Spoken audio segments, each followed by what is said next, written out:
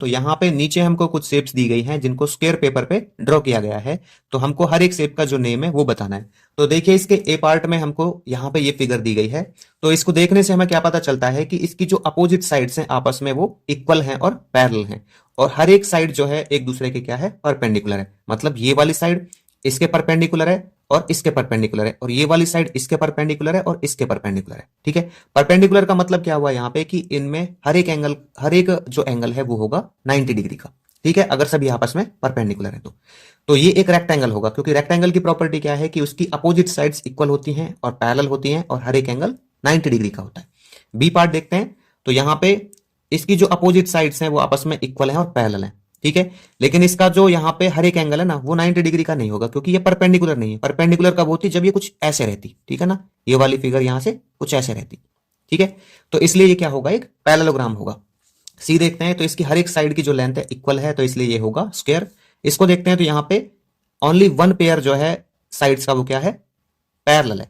ठीक है, तो इसलिए हम कहेंगे इसको क्या, ट्रेपीजियम। ई पार्ट देखते हैं इसका। तो यहां पे ये वाली साइड आपस में इक्वल और पैरेलल है, ये वाली साइड और ये वाली साइड आपस में इक्वल और पैरेलल है, तो इसलिए ये होगा पैरेललोग्राम। अब इसको देखते हैं हम। तो इसकी हर एक साइड की जो लेंथ है आपस में इक्वल है, और यहां पे ना ये आपस में क्या है, परपेंडिकुलर है साइड्स। ठीक है ना, जब हम इसको इनको देखते हैं ना साइड्स को, तो ये बिल्कुल सीधी खड़ी हुई है। तो अगर ये परपेंडिकुलर है तो इसका मतलब क्या होगा कि ये एक स्क्वायर है। अभी इसके जी पार्ट को देखते हैं। तो यहां पे जो ये साइड्स हैं, अपोजिट साइड्स इसकी इक्वल हैं और पैरेलल हैं, और यहां पे ये परपेंडिकुलर है, तो इसलिए ये होगा एक रेक्टेंगल। अभी इसको देखते हैं हम यहां पे। तो इसकी हर एक साइड की जो लेंथ आपस में क्या है, इक्वल है, बट यहां पे ना ये साइड्स परपेंडिकुलर नहीं है। परपेंडिकुलर कुछ इस तरह से होती है, बिल्कुल सीधी सीधी इस पे। तो इसलिए ये होगा क्या, रोम्बस।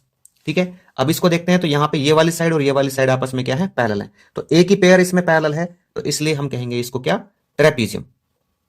ठीक है, अभी इसको देखते हैं यहां पे। तो इसमें हर एक साइड की जो लेंथ है वो क्या है, इक्वल है, तो इसलिए ये होगा रोम्बस। और यहां पे ना ये साइड आपस में वो नहीं है, परपेंडिकुलर नहीं है, तो परपेंडिकुलर इस तरह से होता है, बिल्कुल सीधा सीधा इस पे।